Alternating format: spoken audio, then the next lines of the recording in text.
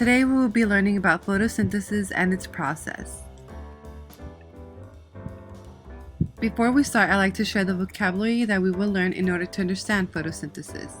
So we have here photosynthesis, carbon dioxide, stomata, sunlight, water, and glucose.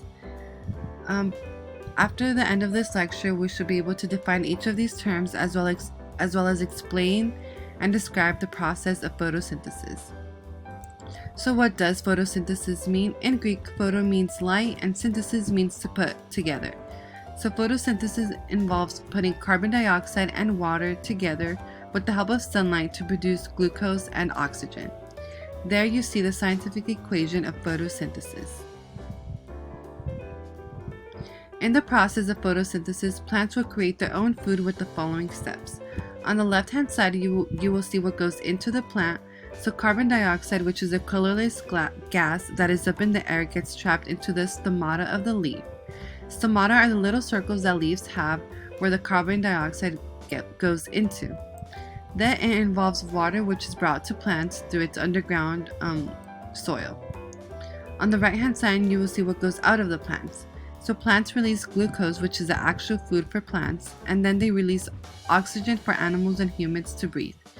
This entire process of what goes in and out is called photosynthesis.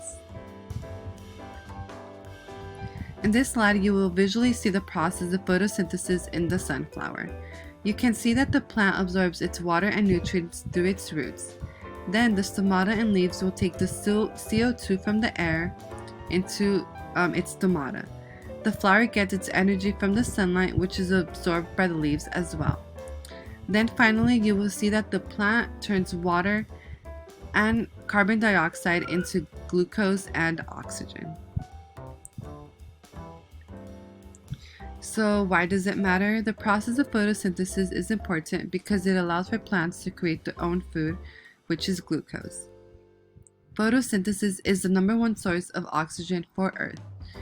And without oxygen, if we were to have no photosynthesis, then there would be no oxygen, meaning animals and humans would not be able to survive.